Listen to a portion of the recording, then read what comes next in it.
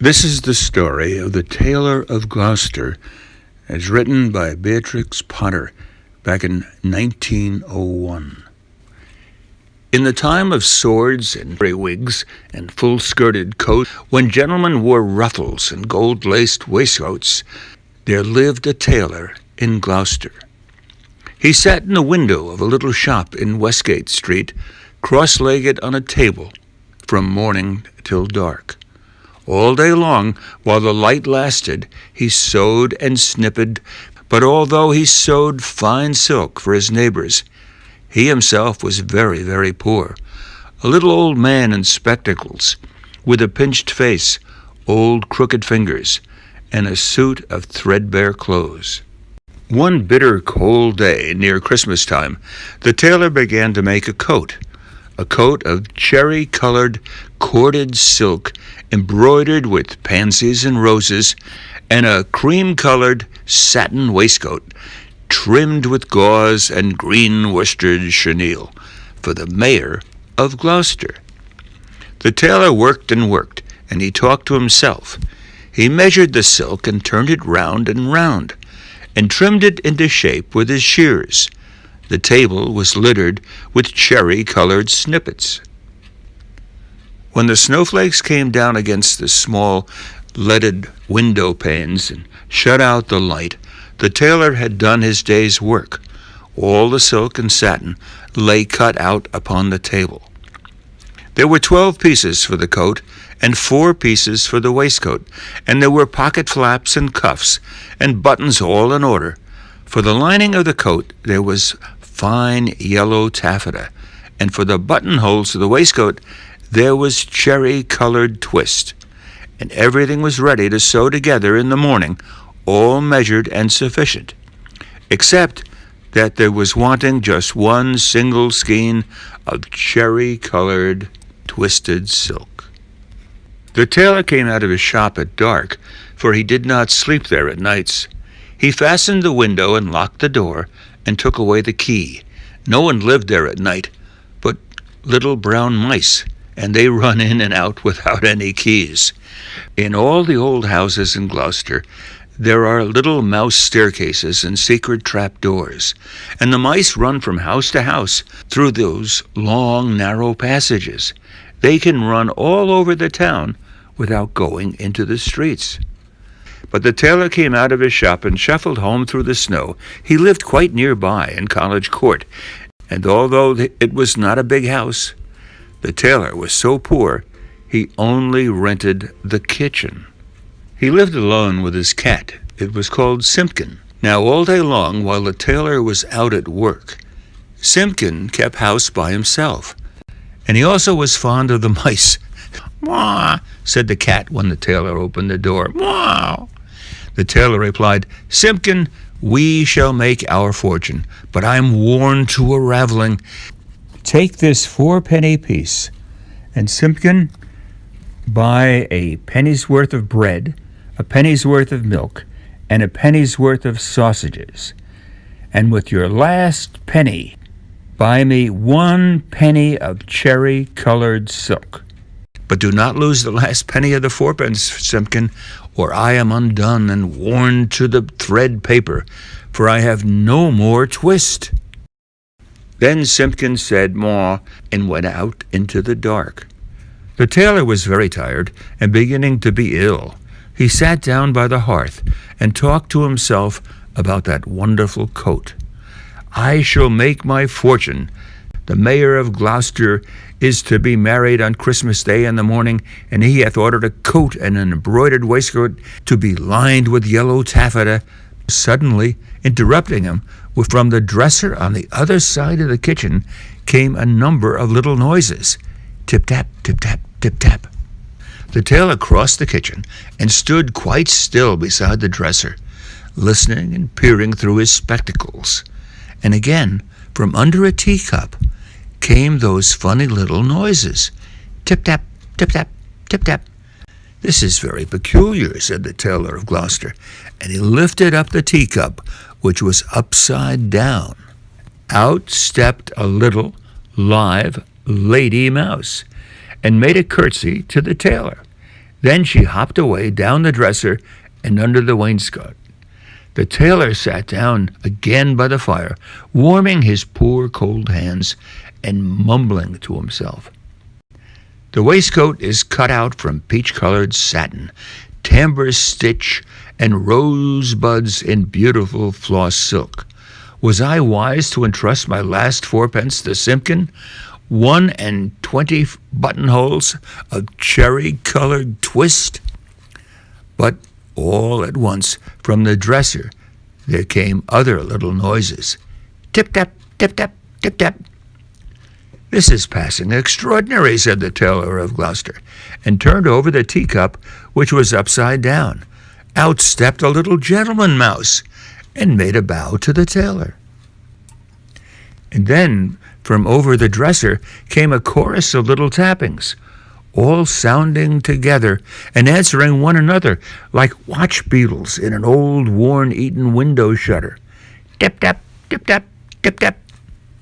And out from underneath teacups and from under bowls and basins stepped other and more little mice, who hopped away down off the dresser.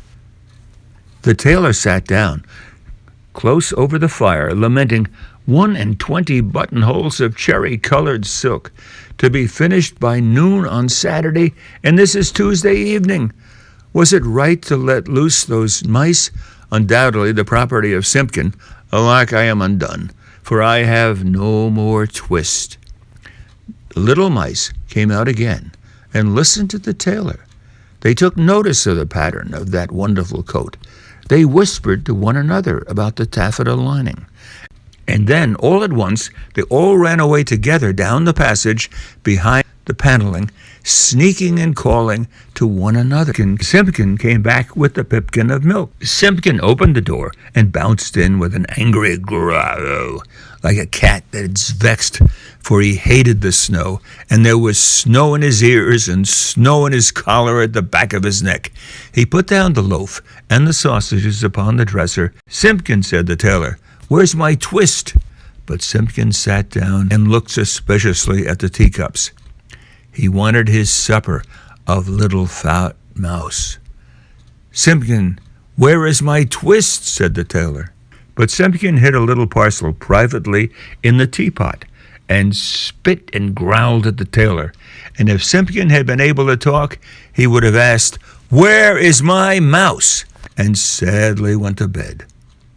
All that night long, Simpkin hunted and searched through the kitchen, peeping into cupboards and under the wainscot and into the teapot where he had hidden that twist, but still he found never a mouse. For the poor old tailor was very ill with a fever, tossing and turning in his four-post bed, and still in his dreams he mumbled, "No more twist, no more twist." All that day he was ill, and the next day, and the next, and what should become of his cherry-colored coat? In the tailor shop in Westgate Street, the embroidered silk and satin lay cut out upon the table, 21 buttonholes, and who should come to sew them when the window was barred and the door was fast locked? But that does not hinder the little brown mice. They run in and out without keys through all the old houses in Gloucester. But there would be no Christmas dinner for Simpkin and the poor old Tailor of Gloucester. The tailor lay ill for 3 days and nights, and then it was Christmas Eve, and very late at night the moon climbed up over the roofs and chimneys and looked down over the gateway into College Court. There were no lights in the windows, not any sound in the houses. All the city of Gloucester was fast asleep under the snow. And still, Simpkin wanted his mice. When the cathedral clock struck 12, there was an answer like an echo of the chimes, and Simpkin heard it and came out of the tailor's door and wandered about.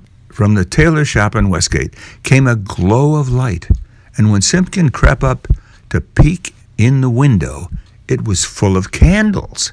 There was a snipping of scissors and snapping of thread, and little mouse voices sang loudly and gaily. 24 tailors went to catch a snail. The best man amongst them durst not touch her tail. She put out her horns like a little Creole cow, Run, tailors, run, or she'll have all eaten now. And then, without a pause, the little mouse voices went on again. Meow, meow, interrupted Simpkin, and he scratched at the door, but the key was under the tailor's pillow. He could not get in. The little mice only laughed and tried another tune. 3 little mice sat down to spin. Pussy passed by and she peeped in. What are you at, my fine little men? Making coats for gentlemen? Shall I come in and cut off your threads? Oh no, Miss Pussy, you'd bite off our heads. Meow, meow, cried Simpkin. He sniffed and meowed at the door of the shop, scratched Simpkin on the windowsill, while the little mice inside sprang to their feet and all began to shout at once in little twittering voices. No more twist, no more twist. And they barred up the window shutters and shut out Simpkin. But still, through the nicks in the shutters, he could hear the click of thimbles and little mouse voices singing, No more twist, no more twist. Simpkin came away from the shop and went home. He found the poor old tailor without fever, sleeping peacefully. Then Simpkin went on tiptoe and took a little parcel of silk out of the teapot and looked at it in the moonlight, and he felt quite ashamed of his badness compared with those good little mice. When the tailor awoke in the morning, the first thing which he saw upon the patchwork quilt was a skein of cherry-colored twisted silk, and beside his bed stood the repentant Simpkin. But I have my twist. The sun was shining on the snow when the tailor got up and dressed, and came out into the street with Simpkin running before him. Alack, said the tailor, I have my twist, but no more strength nor time than will serve to make me one single buttonhole. For this is Christmas Day in the morning. The mayor of Gloucester shall be married by noon, and where is his cherry-colored coat? He unlocked the door of the little shop in Westgate, and Simpkin ran in like a cat that expects something. But there was no one there, not even one little brown mouse. The boards were swept clean, the little ends of thread and the little silk snippets were all tidied away and gone from off the floor. But upon the table, oh joy, the tailor gave a shout. There, where he had left plain cuttings of silk, there lay the most beautifulest coat and embroidered satin waistcoat that ever were worn by a mayor of Gloucester. Everything was finished except just one single cherry-colored buttonhole, and where that buttonhole was wanting, there was pinned a scrap of paper with these words in little teeny-weeny writing, No more twist. At this point, after seeing that note about no more twist or string of red silk for the buttonhole, the old tailor took out the twist he had in his pocket that Simpkin had bought for him and put it on the table. And then he and Simpkin left the shop. And 1 hour later, they came back to the shop. And guess what? The buttonhole, the final buttonhole, was beautifully completed. And from then began the luck of the Tailor of Gloucester. He grew quite stout and he grew quite rich. He made the most wonderful waistcoats for all the rich merchants of Gloucester and for all the fine gentlemen of the country round. Never were seen such ruffles, embroidered cuffs and lappets, but his buttonholes were the greatest triumph of it all. The stitches of those buttonholes were so neat, I wonder how they could have been stitched by an old man in spectacles with crooked old fingers. The stitches of those buttonholes were so small, they looked as if they'd been made by little mice. And that's the story of the Tailor of Gloucester, and how the mice came to his aid while he was ill and finished off that wonderful waistcoat for the mayor of Gloucester. The story is by Beatrix Potter, and the sketches are by Beatrix Potter. We hope you enjoyed that.